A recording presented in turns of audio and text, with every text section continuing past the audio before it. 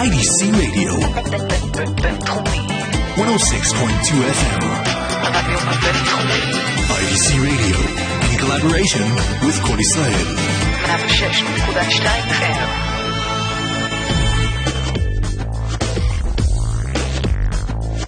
ריסק, סדר עולמי חדש, עם תומי שטיינר.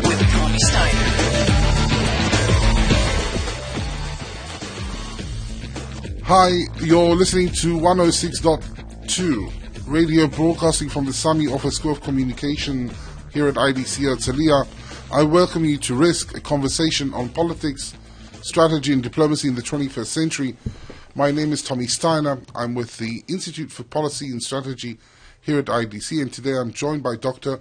Dima Adamsky, who's an assistant professor here at Lauder School of Diplomacy at IDC. Today's show's producer and technician, 2 for 1, is Omer Kedar. Rotem Briga and Chagai Ognistov are in charge of the video recording and editing. And our music editor, before I just get rid of all the issue of credits, our music editor is Barak Chaimovich. And you can follow us, I've been told to say so, you can follow us on 106.2 FM here in the Herzliya area, or on 106.2 fms.coil, and segments of the show will eventually be also posted on the YouTube channel of the IDC radio station. Dima, welcome to the show. Thank you. Thank you for having me here today. You see, we have here as a prop, and I assume that the camera will soon zoom into it, we have here as a prop this diplomacy board game. And this is where we took the name for the show, but people don't know diplomacy board game, they know the Risk board game. All right.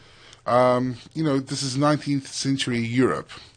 But when it comes, I've been saying repeatedly that, well, this might not look like Europe today, but in a sense, I have a funny feeling that the global system is moving back to a sort of Europe in the 19th century. And the Middle East definitely is going that way. The only difference is that we don't have a Metternich around to order things. What do you think? Well, I think it pretty much reflects the way how Europe looks like today, but the world is definitely flatter and bigger today than what we see on this map. Specifically, we don't really have Middle East here, which is one of the main drivers of the 21st century international relations. Well, that's undoubtedly. Dima, before we take our first break for music, I just want to briefly introduce you. You're an assistant professor here at the Lauder School of Government Diplomacy and Strategy. God forbid I forget part of that. Before joining IDC, you were a pre- and post-doctoral student at Harvard, a visiting fellow at Columbia, and at the Norwegian Institute for Defense Studies. Your research interests are a very long list, from national security strategy, cultural approaches to IR, modern military thought, nuclear strategy, national security policy of the United States, Russia, and Israel. You're widely published, long list. Your first book dealt with Operation Kavkaz. That's correct. And it earned a prize for the best academic work on Israeli security in 2006. It dealt, Operation Kavkaz, most people don't know what it is, but it was the Russian operation to support Egypt during its war of attrition with Israel in the late 60s and early 70s. The Soviet operation. Oh, it was Russian. All right, yes, I'll take that. I accept that. Your second book was titled "The Cultural Innovation," the Culture of Military Innovation. It was published by Stanford, rather reputable publishing house. Focuses on what I would call the impact of strategic culture on national security doctrine, just to put it in one term. We will get back to that. And finally, we cannot but mention your recent article in Foreign Affairs, which we discussed the title just before we started the show. And I have to quote the title. I'm sorry, I know you don't like it. Why Israel Should Learn to Stop Worrying and Love the Bomb, which reflects a wonderful movie that I think we both love, Dr. Strangelove. But I know that you don't like the title of the article. That's correct. Well, it's not really the title that was chosen by me, and I think that the main reason why I don't really like it is that it doesn't really reflect the main argument that I'm trying to do. And the main argument is about adjustment. But you know that that's how things work in journalism. Well, foreign affairs is supposed to be more scholarly, but you know. Well. Yes, but still, in the classical academic journals or magazines, you have certain rules of engagement and rules of conduct, so you don't really change the title. But foreign affairs is sold at newspaper stands, so, you know. Yes. There's a price. But anyway, what I should mention is that you're not only a theoretician, so to speak. Before taking up academic positions, you were with the Israeli Ministry of Defense and with the IDF. And there, as your bio says, and I won't go beyond the parameters of your bio for obvious reasons, you dealt with intelligence analysis and strategic policy planning. You were the Assistant Secretary of the Melidor Committee, charged with formulating Israel's national security concept, which was initiated and commissioned by then Minister of Defense Shaul Mofaz, and, well, it's a small world after all. I might add that even today you're still engaged with certain more practical aspects to your theoretical work, but we'll leave that on the side for today. We'll be talking basically today about this sort of nexus of theory, strategy, and policy. Mm-hmm. The problem at nexus, because in a sense we're in an uncertain world, is something that we would agree on, I think. Right. I usually tell my students that, honestly, we are clueless. Clueless. Yeah, but still we're trying to convince ourselves that theory should drive practice and also should inform its research, research agenda by actual problems and issues of practice and policy. So they are interrelated. It's definitely a nexus, as you said. Well, I know a few friends who would call that a cognitive dissonance, but I'll leave it at that point. Hi, this is Tommy Steiner. We're on 106.2 FM here at IDC Radio. On our Risk Show, I'm joined by Dr. Dima Adamsky. And after our brief introduction, we're talking today about policy, strategy, theory, and whatever is in between. I decided that we agreed together, honestly, that we would kick off with talking a bit about our mutual experience, or your experience more specifically, on this relationship between theory, strategy, and policy. And before we broke off, you said that ultimately, if in my own words, I'll paraphrase, that ultimately theory ought to inform strategy, which ought to inform policy. Does that really happen? No. Well, actually, it depends. As academics, we do teach our students, as you do and I am doing it myself, as a norm, that theory should inform or drive practice. That's the way how also human civilization is functioning. But also when theory is informing practice, it is connected, or it is arranging its own focus on the questions of research based on what is happening in the real world. Now, strategy is something in between. Now, if you want a good strategy as an outcome of practical or policy efforts, you do want to enjoy some insights produced by theoreticians. At least you want to convince yourself that you want to enjoy these insights. And it pretty much depends what country are we talking about, because in different countries, the culture of consumption of theoretical products varies. One strategic community is not necessarily similar to another one in terms of its readiness to consume theoretical products. You just landed me a question.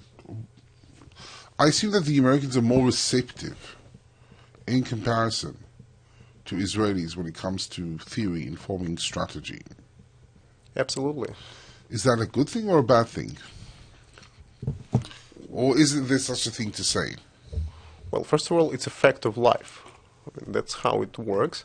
By the way, if you're comparing Israel with the United States, you can see very two distinct types of interaction between policy, strategy, and theory. In the United States, you have on the procedural level a built-in mechanism for theory to be injected into the policy.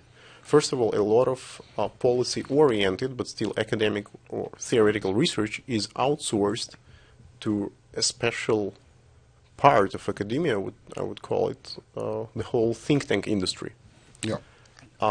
That's one thing. So since practitioners are aware of potential benefits of outsourcing particular questions, policy-relevant questions to theory, it's the first manifestation for policymaking community consuming theoretical products. That's one. Two, we have the phenomenon of the so-called revolving door. Yes.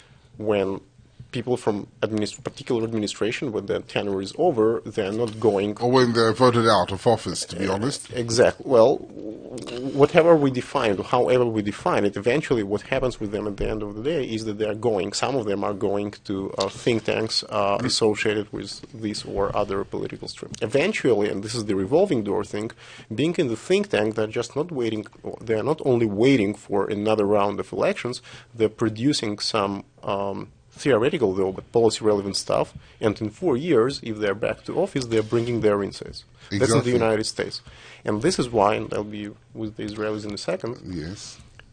in English, we do have an expression of defense intellectual. Okay, someone who is in the same time both theoretician and practitioner. Now, Well, some would call them policy wonks, but you know, you can but if you're more, trying, however you call it, but if you're trying to translate it into everyday Hebrew, there's nothing like it. exactly. No, actually, in everyday Hebrew, you can't even talk about, the whole, cluster of how do you say policy-oriented research is something that nobody really understands what it means in Hebrew. That's right. And you can't even use policy in certain, you can say, well, for a moment we'll say medinut, but you can't say that in plurals. Policies. Right. There's no such thing as policies in the Hebrew. Mm-hmm. Absolutely. And you're right. By the way, I can tell you, yes, the experience in Israel is very problematic because in Israel there isn't a very big tradition of ministries commissioning work from the think tank industry. Mm-hmm. Apparently, it's become in the case of defense thinking, it's the purview of the Ministry of Defense and the military establishment, and they think that they know everything practically. Right. Well, that's correct. Actually, those three components that we discussed with you, the procedure, the whole issue of outsourcing, revolving door in defense intellectuals, you don't have it in Israel for different reasons, but something very important that we didn't mention is that in the United States we also have very organized professional education in the field of policy making and strategy making. Strategic theory as an academic discipline was born in order to support policymakers. Now in Israel, practice is always before theory. Yes. And in some cases we do have theory. And improvisation comes before policy also. Well, our policy is the policy of improvisation because we are the culture of improvisers. It also depends on your ability or aversion for long-term strategy and planning. If you are averse from long-term strategy and planning. And we are averse from any planning. Absolutely, because we are, at least in this country, we are fire extinguishers. We are oriented to concrete ad hoc problems. And But, to be honest, if you look at people like Harry Mintzberg, from the world of business strategy, he says that counter to conventional wisdom in the world of business strategy or in the study of business strategy, of how schools of business would like to portray it, most CEOs, 95% of the time, are fire extinguishers. They just like to think that they're not. Okay.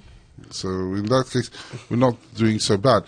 But there is a point. I'm sure that you've came across this going to the Ministry of Foreign Affairs.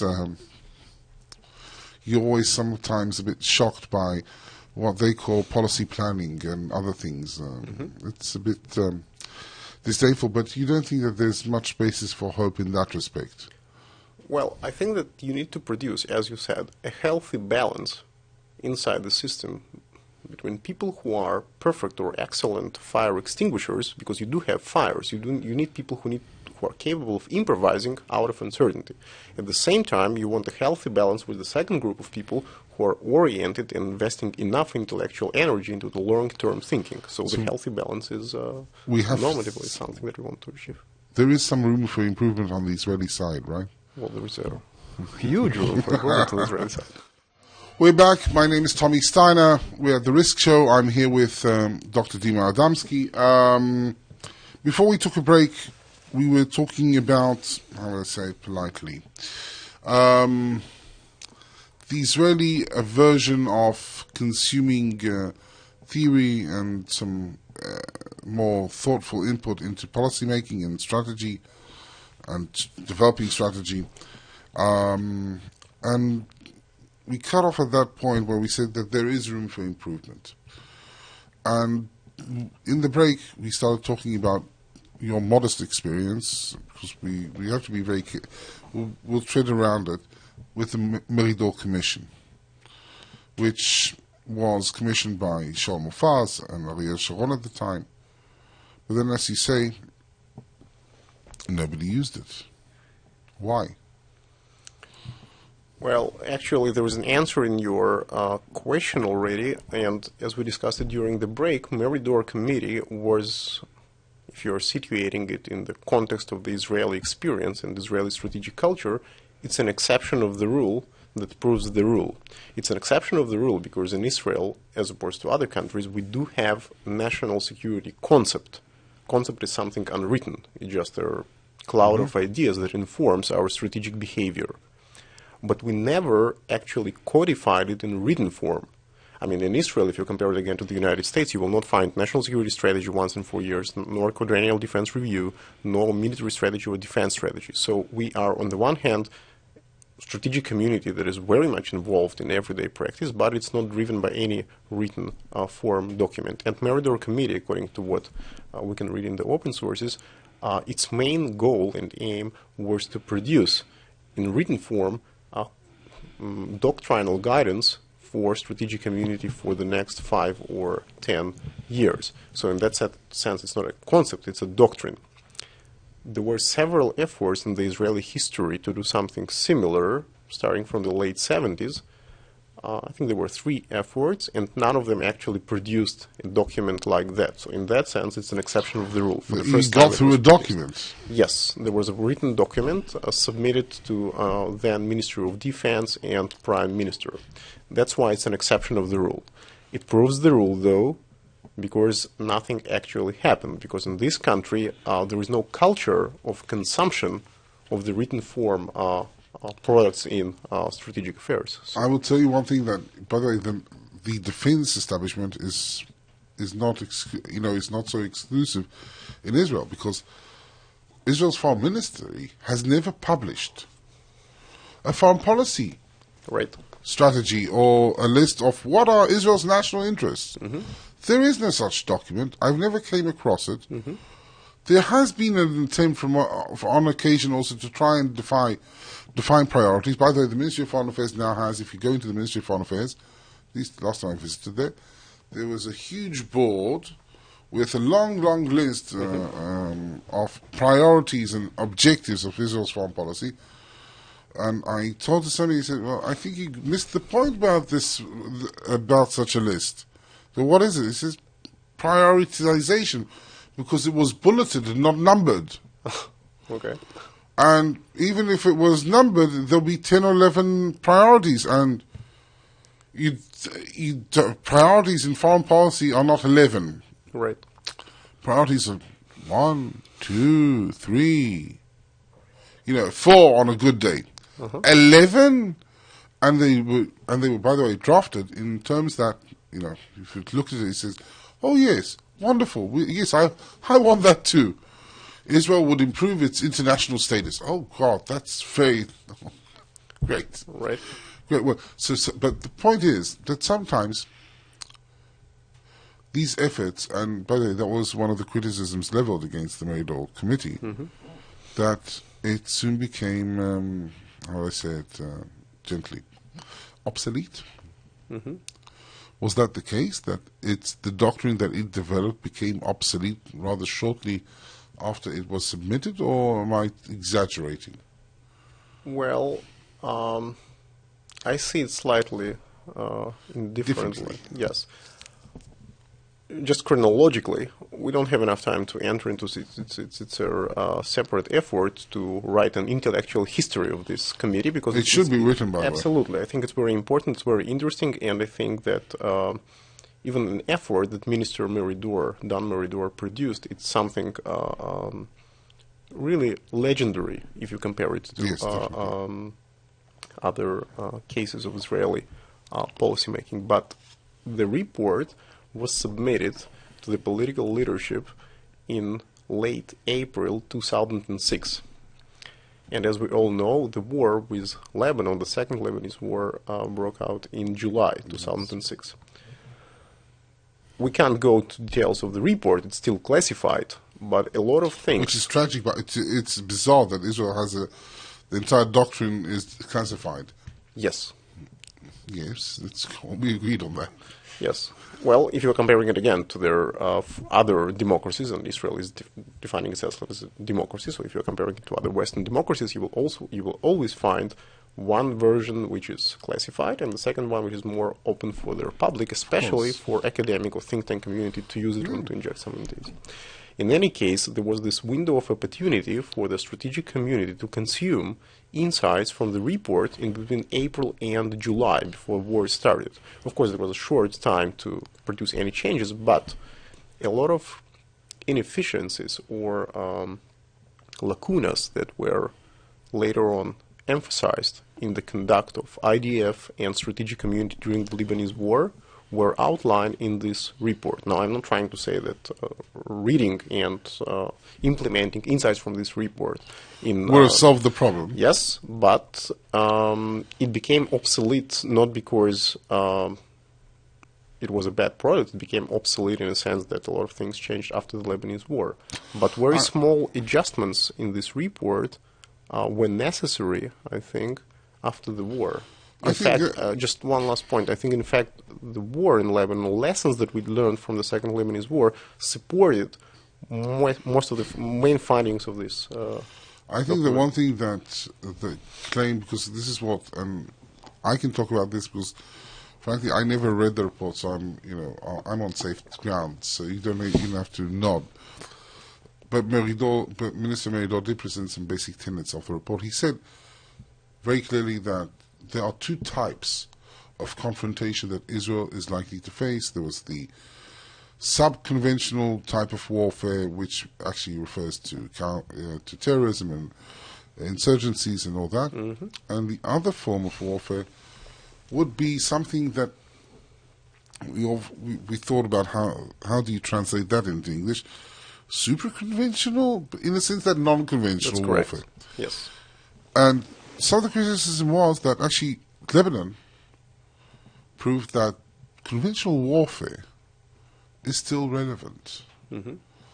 And in that respect, there was a lot of criticism. And that points to a broader question of, how do you plan in an age of so fundamental uncertainties? We all point to the Arab Spring and to other social phenomena. And this is a more general question. How do you really plan? How do you take it from there? Mm-hmm.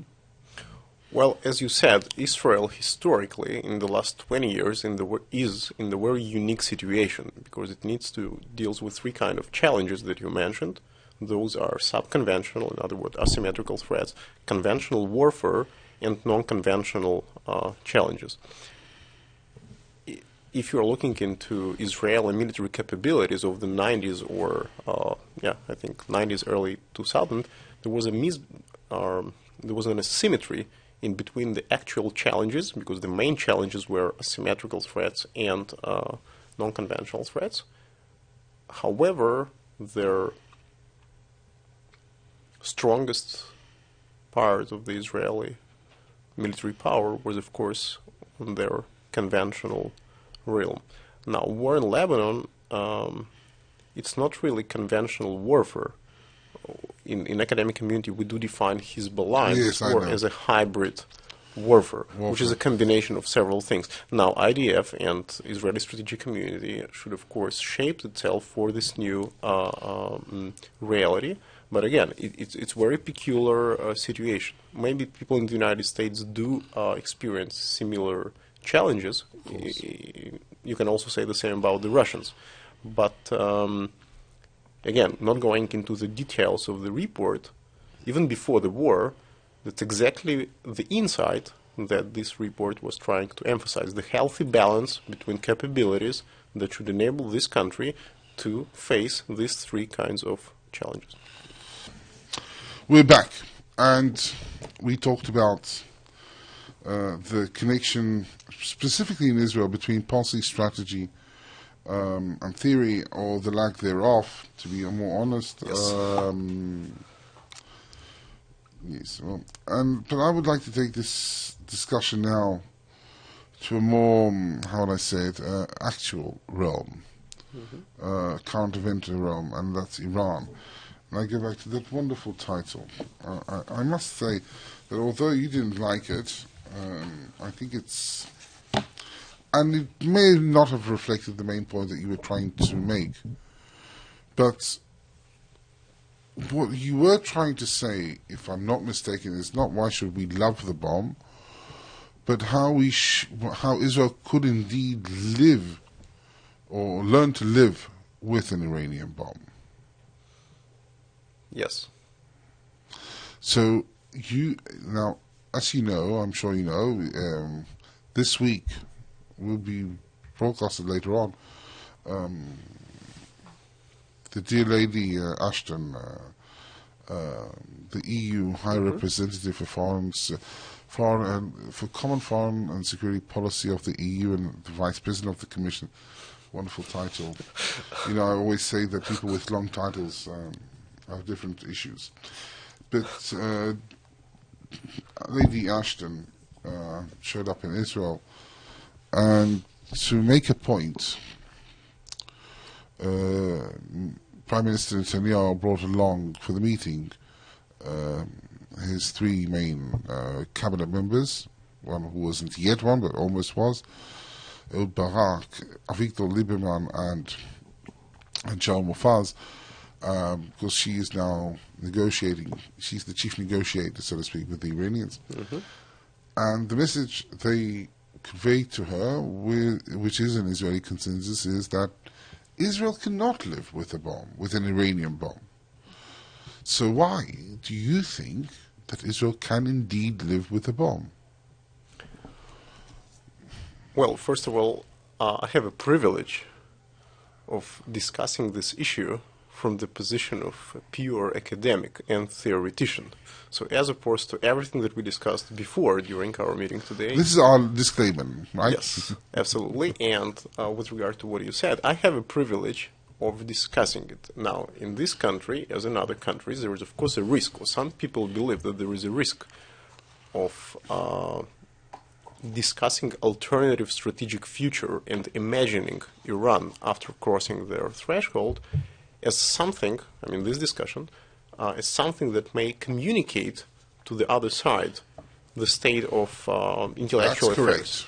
That's correct. And that's the reason why people are not discussing this issue. And if you are following the debate, the academic debate or think tank debate or political debate, in the last couple of years, it focused primarily on the question to strike or not to strike, if you want to use Shakespeare. So to speak, yes.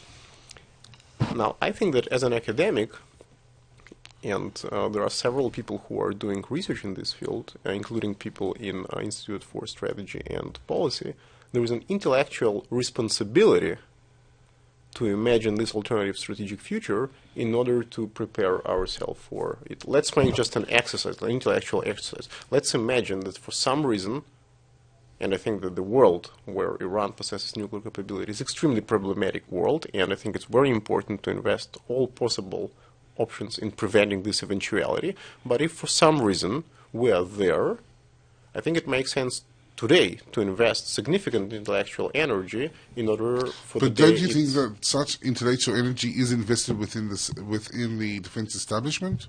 I don't know. I don't know, but you asked me what drove my interest in this article and to what extent I think that Israel can live with the bomb of Iran. So I'm just trying to say that today we are more or less in the situation that the United States found itself somewhere in their, let's say, late 40s.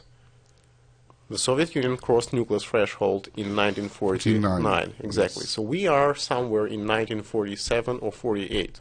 So people in 1948 in the United States, some of them considered preventive strikes against the Soviet Union True. in order to preserve nuclear monopoly of their United States. Something very similar is taking place in this region and in this country. To strike or not to strike, that's exactly the essence of preventive strike. But what are you trying to say? Sorry, let me cut in for a second. Yes. If I understand you correctly, you believe that a military strike, nor economic sanctions, no, whatever sanctions we come up with, would not essentially be able to stop the Iranian march to nuclear weapons. I don't know. What I'm suggesting to do, and the privilege that I have, enables me not to ask this question and to say, while most of the people, the mainstream, is asking exactly the question that you are asking, not enough people in the academic community are saying, okay, let's take as a working assumption or as a research assumption that this country, or Iran, crossed this threshold, so what do we do? How does the world look like? But I can tell you, for a moment, hypothetically, entirely hypothetically, if I would have wanted to do at the Herzliya conference, which I happen to manage, a session on can Israel live with a nuclear bomb, I would have got several telephone calls, hypothetically of course, asking me to squash it because it might send a wrong message to Iran. Now, that's a responsibility that I cannot ignore as an Israeli. And because, well, Herzliya conference has got a bit out of context. It's not only an academic sort of thing. Exercise, it is, but it might send the wrong message across. So, but there is a problem in terms of discussing options because it might indeed, what I'm trying to say is, a public debate could be detrimental for reaching the cause you are trying to obtain yourself, which is, at the end of the day, you prefer a world without a nuclear Iran. So aren't you conscious about, can't you accept why people rather not discuss this out in public? Oh, my statement, I totally understand what you were saying. My statement was purely descriptive. I didn't take a position that it's wrong or right. I was just saying that that's the reason why not enough attention was invested into it. But I want to quote you for a second, once again, before we wrap up Sure. this segment, and I almost continues to hit me. But public debate could generate insights on how to establish stable deterrence and avoid dangerous escalation. That's correct. That's about risk management and the healthy balance between preventive efforts. Public debate, though? A public Well- debate can inform risk management? Public debate is an effort which is part of risk management. You want, on the one hand, to prevent this eventuality. On the other hand, if for some reason you don't succeed, you want to be ready for this eventuality. So academic debate, not necessarily public debate, but an academic debate is something that can generate this insights. Well, we're going to pick up from this, but since I'm being kicked all the time. We were talking about Iran, and when we forcibly cut off for a musical break, we were talking about the public and academic debate in Israel concerning an eventuality of Iran going nuclear. And there's one point that I think we disagreed on the utility of a public debate on this issue, and academic debate is rather different. But I do want to pick up on another aspect, and this is something that that we discussed and we wrote about, and we put it in written form, and Danny Rothschild, in our co-authored document called the Herzliya Assessment, even read it out on stage, and we said that we're deeply concerned, we being General Rothschild and myself, that we are deeply concerned by the Israeli rhetoric. We appreciate the fact that some of this rhetoric has created mobilized international sanctions against Iran. I think it was important for Europe finding its backbone vis-a-vis Iran. But there is a price to this rhetoric, and especially when you listen to Prime Minister Netanyahu's speech at Yad Vashem, where he specifically, without no problems whatsoever, compared the Jewish Holocaust in Europe to the point where Iran would acquire a nuclear weapon. We point out that this not only is wrong, but it is utterly dangerous. Because what happens if, for instance, Iran acquires a nuclear capability, surprisingly, just like the North Koreans did, and by the way, in that case, they might actually be able to ship something from North Korea or for Pakistan, hypothetically speaking. And where would that leave Israel in that situation? Because that means that if Iran does acquire a nuclear weapon, we are facing a Holocaust. What's your take on this? Well, it brings us back to the debate that we had before. First of all, as an anthropologist of strategic communities, I'm interested to understand what makes people like Prime Minister to produce this kind of statements. And as someone who is working on strategic culture, and one of the arguments in this article is that Israeli or siege mentality is an extremely important component of the Israeli strategic culture, and it's something that sometimes drives us to the points when the products of this culture are making this kind of statements. Now, it's just one example of a lot of hidden assumptions that we are producing today, and again, this is why it's so important to imagine this alternative future and to think what should we do or shouldn't do today in case, again, going back to risk management, that we are not able of preventing this eventuality. To be frank and honest and trivialize it for a moment, because after all, this is radio. This is not a real academic debate, so we are permitted on occasion. Yes, no, Israel can deter a nuclear Iran. Israel can live with a nuclear Iran.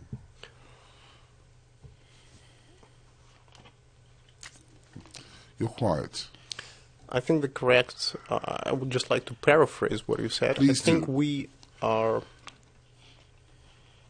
Israel or any other strategic community in the region and in the United States would be forced to adjust its deterrence models and to explore what does it mean to deter a country like Iran. Going back to strategic culture and work done in your institute, the combination of this capability with particular strategic culture of this country might produce strategic behavior on the part of this actor that demands a totally different set of deterrence models and strategies. And what I'm suggesting us to do, like yourself and myself, is to explore these deterrence models, because deterrence as a theory produced during the Cold War is not necessarily applicable as it is to this eventuality. Oh, you were very good. You just talked for 2 minutes without answering the question. But the basic thing is, because you tiptoed around it, but permit me to be more straightforward. I have less limits. What you tried to say was that Israel can deter Iran. It will have to develop a new concept, a new approach, perhaps. That's correct. To deterrence and to its strategic posture. Yes. Its so-called nuclear ambiguity, whatever that means. And if it does so, then there is a high likelihood for creating a sort of stability in the Middle East. I think that the correct statement would be, or the title of this discussion, if we want to continue, it would be, how do you produce strategic stability in the region?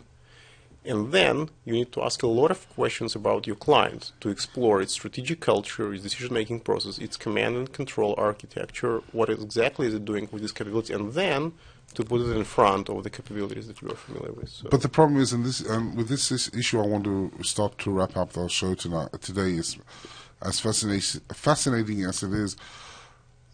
The problem is, I think, that the more we think we know about Iran, in fact, the less we know. in terms of its decision-making structures, what makes Iran tick.